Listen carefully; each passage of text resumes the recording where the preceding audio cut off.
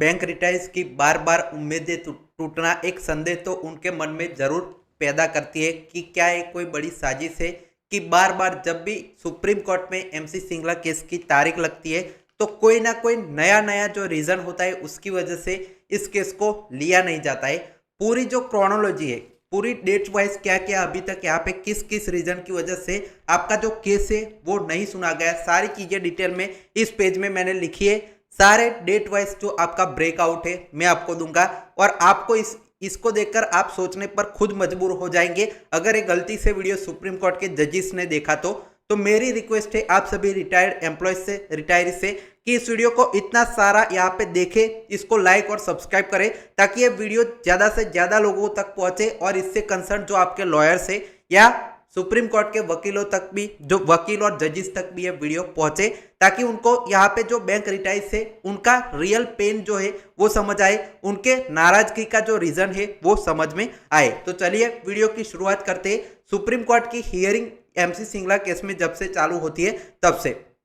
तो देखिए सबसे पहले क्या होता है कि आपका जो सुप्रीम कोर्ट में एमसी सिंगला केस है वो लगा हुआ है 2016 से, लेकिन इसमें सिविल अपील 2023 में हुई, फिर से इसका जो रेगुलर सुनवाई है वो चालू होनी थी, लेकिन बहुत सारे यहाँ पे डिले पर डिले होते गए और फाइनली आपका एक ऐसा यहाँ पे अर्ली हियरिंग की एप्लीकेशन जो हमारे वकील है वो डालते हैं एमसी सिंगला की ओर से कि इस केस को सुनवाई का हिस्सा बनाया जाए। तो आपका फाइनली जो ये मैटर है वो 10 दिसंबर 2025 को लगता है, लेकिन तब कुछ यहाँ पे हो नहीं पाता है, सुनवाई हो नहीं पाती है। फिर से बहुत सारा जो प्रयास किया जाता है हमारे लॉयर की तरफ से कि इसको कैसे भी करके सुप्रीम कोर्ट यहाँ पे सुने, तो फाइनली एक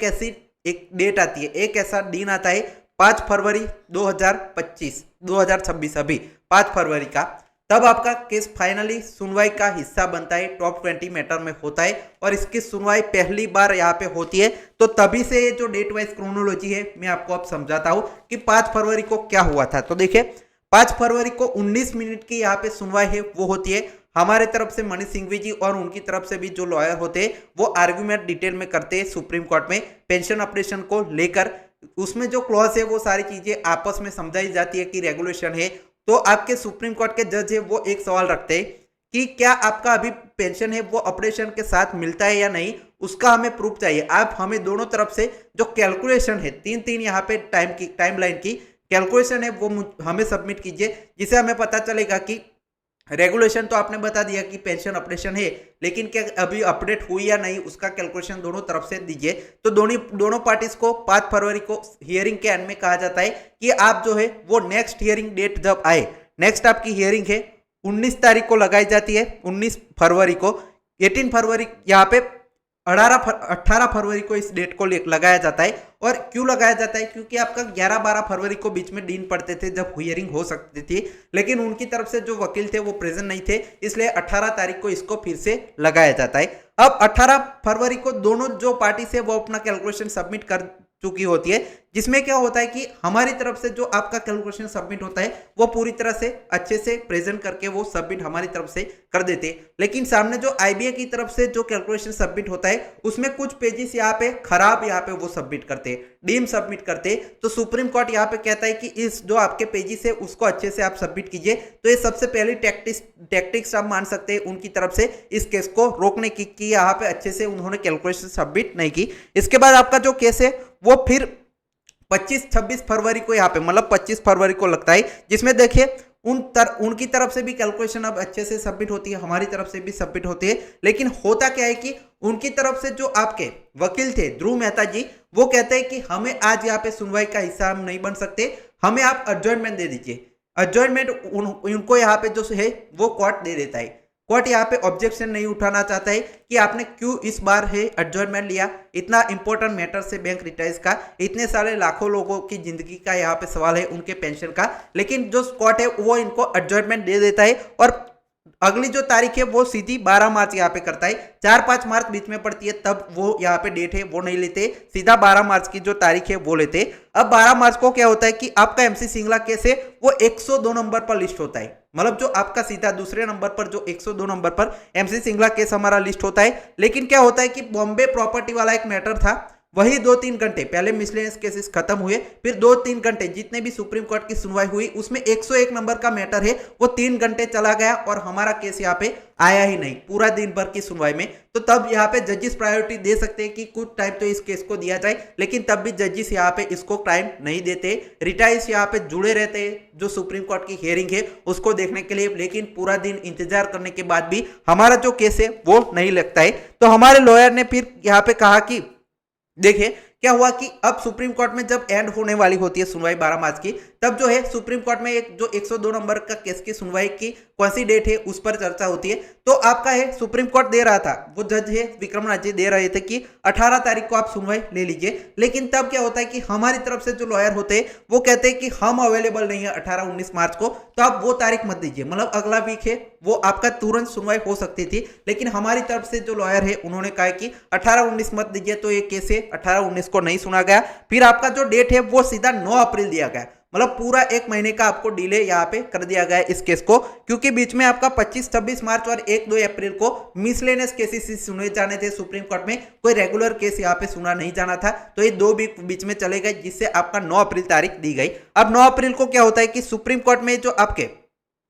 हमारा मैटर 101 नंबर पर लगा होता है 9 अप्रैल को, लेकिन क्या होता है उसमें जो आपके विक्रमजीत बैनर्जी साहब है 102 नंबर पर लगा होता है और पहले पर आर्म फोर्स वाला केस लगा होता है, लेकिन इसमें नए जो पर्सन है उनकी एंट्री हो जाती है। विक्रमजीत बैनर्जी साहब एएसजी वो कहते हैं वो अवेलेबल नहीं है, ऐसा उनकी तरफ से जो आपका वकील आता है वो कहता है, और साथ ही में आर्म फोर्स वाला केस है उसमें भी वो शामिल थे, तो वो केस भी नहीं सुना जाए और हमारा एमसी सिंगला केस भी नहीं सुना जाए क्योंकि एएसजी है सबरीमाला केस में बिजी है। साथ ही में एक और चीज की जो आपके ध्रुव मेहता जी है उनको कहते हैं जो जज है कि आप यहाँ पे एमसी सिंगला केस में मेन वकील है तो आप इसकी सुनवाई कंटिन्यू कीजिए। तब ध्रुव मेहता साहब कहते हैं कि मेरे पैरों की हालत आज अच्छी नहीं है, तो आप इसको जो है अब अगली तारीख को लगा दीजिए। ये दूसरा बहाना आप देख सकते हैं कितना कैजुअली ये बहाना निकाला गया है। इतने सारे लोगों की जिंदगी इस केस पर डिपेंड करती है, लेकिन जज को यहाँ पे खुद से नहीं आत्ममंथन करना चाहिए कि क्या आपको इतने सारे लोगों की यहाँ पे जिंदगी में कुछ, यहाँ पे जो वकील है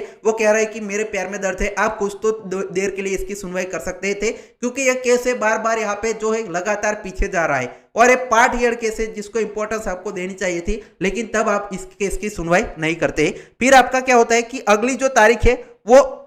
इस केस को फिर से लगा दिया जाता है। जो आपका हमारी तरफ से सिंघवी साहब है वो कहते हैं कि इसको जो है अपनी पोजीशन रिटेन करवाते हुए आप यहाँ पे फिर से इसको लगा दीजिए, तो 15 तारीख को इसको लिस्ट किया जाता है। लेकिन 15 को अब नई चीज यहाँ पे आती है कि 3 जजेस की बैच बैठ रही है, तो हमारा 2 केस जजेस वाला बैच वाला केस है तो ये नहीं लगा, तो 15 को नहीं लगा, तो 16 तारीख ऑटोमेटिकली इसको फिर से दी गई। तो 16 तारीख को क्या होता है कि आप देखिए अभी 16 तारीख को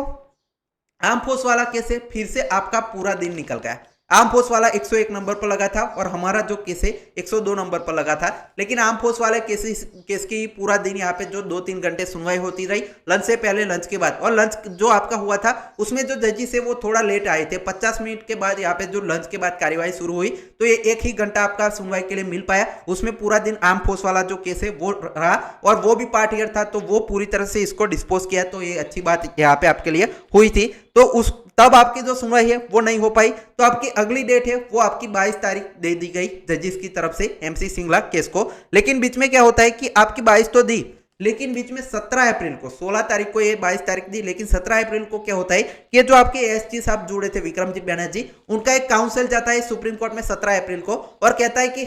हमारे जो वकील है उनको 2 आपके हफ्ते का एडजॉर्नमेंट एमसी सिंगला केस में चाहिए क्योंकि वो अवेलेबल नहीं रहेंगे। तब आपके जो विक्रमनाथ जी जज है उनको कहते हैं कि आपको यहाँ पे एडजॉर्नमेंट नहीं मिलेगा, और अगर वो अवेलेबल नहीं है तो ध्रुव मेहता जी है जो आपके आईबीए की तरफ से वो इस केस की सुनवाई करेंगे। आप ये रिटाइज का मामला है तो हम इसको लेकर कंसर्न है, तो ये केस है सुना जाना इंपॉर्टेंट है, तो ये अच्छे रिमार्क से जज यहाँ पे इनको दे देते और इनको एडजॉर्नमेंट से मना कर देते। इसके बाद क्या होता है देखिए 22-23 अप्रैल में आपका 22 तारीख और 23 तारीख को हमें उम्मीद थी कि हमारा एमसी सिंगला केस सुना जाएगा, लेकिन क्या होता है 22 और 23 दोनों तारीख को यहाँ पे 3 जजेस की बैच बैठ जाती है, तो एमसी सिंगला केस यहाँ पे कोई लगने का सवाल ही नहीं था, क्योंकि 3 जजेस की जब भी बैच यहाँ पे बैठती है तो आपका एमसी सिंगला केस नहीं लगता है सुप्रीम कोर्ट में। तो हमें फिर से अब जो उम्मीद है हमारी पूरी तरह से रिटाइज की टूट गई कि अब तो आपका जो है समर वेकेशन के बाद ही केस लगेगा। लेकिन क्या होता है कि 30 तारीख को कल आज आपकी 30 अप्रैल है, आज आपको है वो सुप्रीम कोर्ट का हॉलीडे है रेगुलर हियरिंग के लिए। रेगुलर हियरिंग आज नहीं हो रही है, सिर्फ 29 तारीख को होनी थी। उसमें हमारा एमसी सिंगला केस से 2 जजेस की बैच बैठी, इसलिए 101 नंबर पर फिर से लग गया। लेकिन आप सभी को पता है कि कल क्या हुआ। कल आपका जो जैसे ही हियरिंग स्टार्ट होती है 10:30 बजे के बाद, तब उनकी आईबीए की तरफ से काउंसिल आता है, कहता है कि हम यहाँ पे अभी सुनवाई आप लंच से पहले नहीं कर पाएंगे, लंच के बाद दे दीजिए या हमें एडजॉर्नमेंट दे दीजिए। तो जज कहते हैं आपको एडजॉर्नमेंट नहीं मिलेगा, आप बार बार इस केस से भाग रहे, तो आपको यहाँ पे लंच के बाद आप आ जाएगा, इसकी सुनवाई हम करेंगे। लेकिन क्या होता है, लंच से पहले एक आपका मिसलेनियस केस है वो आता है। 33 नंबर का एक मिसलेनियस केस था जो आपके टीचर से जुड़ा हुआ था, ब्रिज कोर्स बीएड से जुड़ा हुआ था, जिसमें आपका रिक्रूटमेंट को लेकर बहुत सारी जो चर्चा है वो हो रही थी। तो 12-22 से जो केस है वो सुनवाई चालू हुई थी 1 बजे तक लंच से पहले, और लंच के बाद जो 2 बजे से 3:30 बजे तक यही केस आपका चलता रहा है। मिसलेनियस होने के बावजूद, रेगुलर केस 101 नंबर पर होने के बावजूद हमारा एमसी सिंगला केस के लिए कोई भी 0 यहाँ पे टाइम निकाला गया। सुप्रीम कोर्ट के जज है, उनको सोचना चाहिए था, थोड़ा सा 1 घंटा ही टाइम यहाँ पे एमसी सिंगला केस को रेगुलर हियरिंग पर 101 नंबर पर केस लगा था तो उनको उसको दे सकते, लेकिन 3:30 बजे तक इसको टाइम नहीं मिला। और 3:30 बजे जो आपका जब कोर्ट खत्म हो रहा था, तब हमारी तरफ से जो मनीष सिंघवी साहब है वो जाते हैं कि इसको रिटेन इट्स पोजीशन, मतलब 101 नंबर पर ही रखेगा और इसको अगली डेट है वो दी जाए। तो जो सुप्रीम कोर्ट के जज है उन्होंने 6 मई आपकी अगली तारीख है वो लगाई है इस केस को लेकर। लेकिन तब भी कोई निश्चित नहीं है, क्योंकि जो 6 मई को या 7 मई को अगर 3 जजेस की बैच यहाँ पे बैठ जाती है तो हमारा केस ऑटोमेटिकली नहीं आएगा। डेट बार बार जो जजेस है वो देते हैं, लेकिन ऐसा जो है वो आपका गारंटी नहीं होता कि इसकी सुनवाई उसी तारीख को होगी। तो अब हमें जो आपकी इसकी वीकली लिस्ट, डेली लिस्ट का इंतजार करना पड़ेगा, जो आपका सैटरडे तक आएगी, जिसमें हमें पता चलेगा कि एमसी सिंगला केस आपकी 101 नंबर पर होगा या नहीं, क्योंकि जो जजेस की बैच है वो डिपेंड करेगी इसको यहाँ पे सुना जाने पर। तो ये अभी तक की क्रोनोलॉजी है। तो जजेस को थोड़ा सा तो इस पर विचार करना चाहिए कि बार बार कोई ना, वो आपके सामने वाली पार्टी तो चाहती है आईबीए गवर्नमेंट के लोग की इसकी कभी सुनवाई ना हो, बार बार इस केस को डिले किया जाए कैसे भी। तो आप जो जजेस है उनको ये नोटिस करनी चाहिए बात की, ये लोग बार बार यहाँ पे एडजॉर्नमेंट लेते, कुछ ना कुछ बहाना बनाकर इसको टालने की कोशिश करते। सिर्फ ये जो आपके रिटायर्स है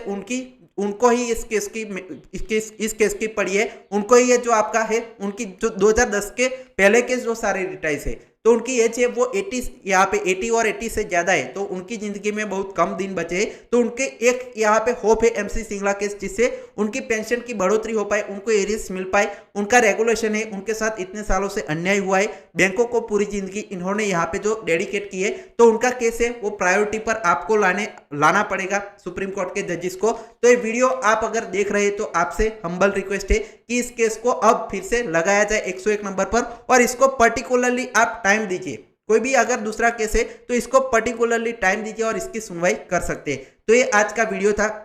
आप सभी बैंक रिटायर्स इसके बारे में क्या सोचते हैं, कोई भी डाउट है तो कमेंट सेक्शन में हमें जरूर बताएगा। चैनल को सब्सक्राइब करेगा ऐसे ही सबसे पहले वीडियोस देखने के लिए। Thanks for watching.